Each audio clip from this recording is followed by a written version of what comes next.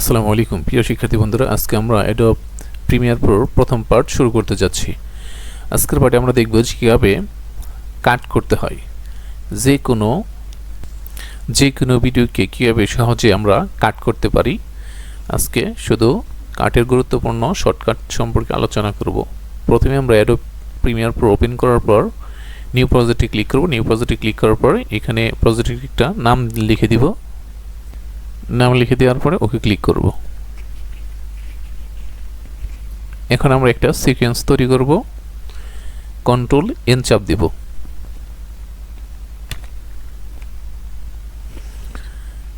Control N চাপ দেওয়ার পর এখানে আমরা সরাসরি ওকে ক্লিক করলেই হবে। এখানে সব সিকোয়েন্স ইউটিউবের জন্য যা আছে সেটাই থাকবে। ওকে, প্রথমে আমরা যে ভিডিওটা নিয়ে কাজ করব সেই ভিডিওটা এখানে ইনপুট করব। ইনপুট করার জন্য ডবল ক্লিক করতে হবে।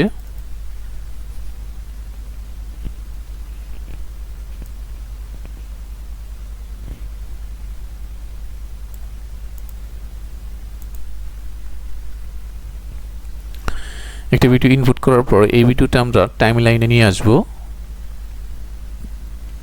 ভিডিওটা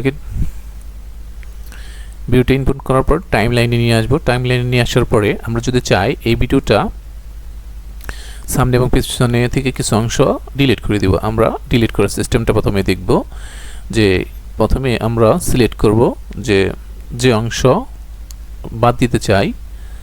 রেজার টুল সিলেক্ট করব। রেজার টুল সিলেক্ট করে এই ভিডিওর উপরে যখন আমরা মাউস পয়েন্টার রাখবো তখন দেখা যাবে যে একটা কাটের মতো চিহ্ন আসবে, দাগের মতো চিহ্ন আসবে। এখানে ক্লিক করলেই এখানে ডিলিট, এখানে কাট হয়ে যাবে।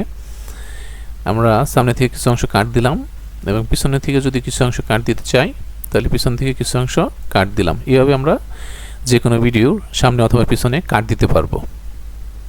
কাট দেওয়ার পর যদি এই অংশগুলো ডিলিট করার প্রয়োজন হয় তাহলে কীভাবে ডিলিট করব? ডিলিট করতে চাইলে প্রথমে সিলেক্ট করতে হবে। সিলেক্ট টুল সিলেক্ট করার পরে এগুলা সিলেক্ট করে নিব। টান দিয়ে সিলেক্ট করলাম। এবার যদি আমরা ডিলিটে চাপ দেই তাহলে এটা ডিলিট হয়ে যাবে।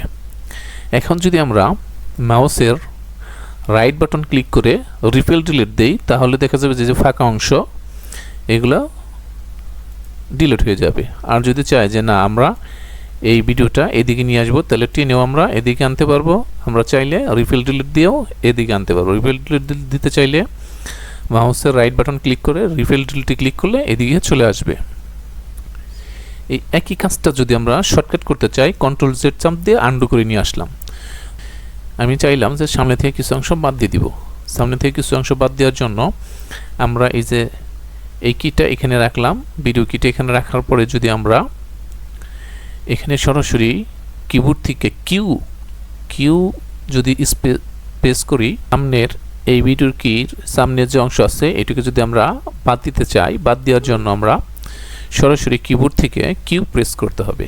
কিউ প্রেস করলে দেখবেন যে ওটাকে অটোই বাতিল হয়ে যাবে, বাদ হয়ে গেল। আমরা যদি মনে করি যে পিছনে থেকে কিছু অংশ বাদ দিয়ে দিব তাহলে একই সিস্টেমে পিছনে থেকেও কিছু অংশ বাদ দিয়ে দিতে পারবো। কীভাবে বাদ দিতে হবে? এই ভিডিওর উপরে এই কিটা রাখার পরে লাইন কিটা রাখার পর আমরা যদি ডাব্লিউ প্রেস করি, ডাব্লিউ প্রেস করলে কি হবে? এই লাইনের যে ডান পাশের যে অংশটুকু আছে এটুকু কেটে বাদ হয়ে যাবে। ডাব্লিউ দেখেন বাদ হয়ে গেছে।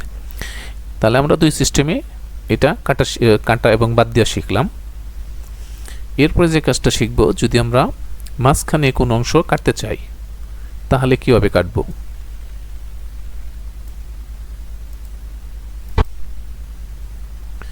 রেজার টু সিলেক্ট করে আমরা চাইলে যে কোনো জায়গায় কি করতে পারি? কাটতে পারি। কেটে ফেললাম। এখন যদি চাই যে আমি এই মাঝখানের অংশটা ডিলিট করে দিব, মাঝখানের অংশটা ডিলিট করতে চাইলে আপনি সরাসরি ডিলিট দিতে পারেন, তাহলে মাঝখানের অংশ ডিলিট হয়ে যাবে। ডিলিট হওয়ার পরে আমার কি করতে হবে? মাউসের রাইট বাটন ক্লিক করে এটা রিফিল ডিলিট করে এটা আবার কি করতে হবে? সংযোজন করে দিতে হবে।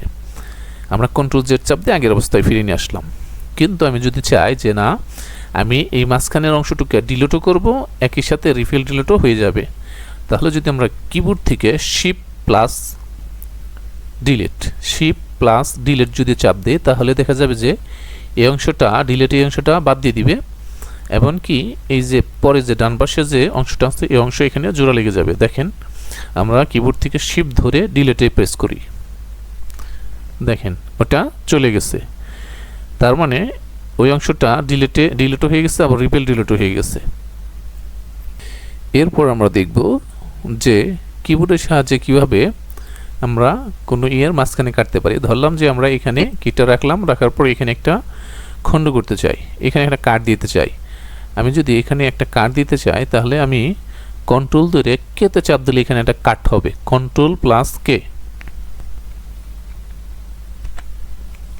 কন্ট্রোল থেকে কিবোর্ডে কে চাপ দিলাম কন্ট্রোল ধরে, তাহলে দেখা যাবে যে এখানে একটা কাট হয়ে গেল। তাহলে মোটামুটি আমরা গুরুত্বপূর্ণ কাটের কাজটা শিখে ফেললাম যে সামনে থেকে কোনো অংশ যদি আমরা ডিলিট করতে চাই, এই কিটা রাখার পরে আমরা যদি কিউতে প্রেস করি তাহলে এই কির সামনের অংশ মানে বাম পাশের অংশগুলো ডিলিট হয়ে যাবে। আর যদি আমরা এই কি রাখার পর যদি আমরা ডান পাশের অংশগুলো কাটতে চাই তাহলে আমাকে কি করতে হবে, ডাব্লিউতে চাপ দিতে হবে। ডাব্লিউ চাপ দিলে এই কির ডান পাশে যে অংশগুলো থাকবে এগুলো কেটে যাবে। আর মাঝখানের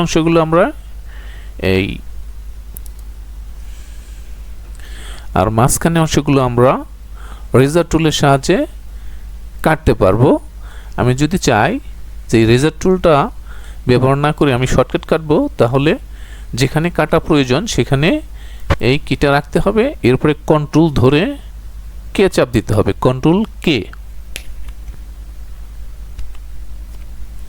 তাহলেও এখানে কাট হয়ে যাবে।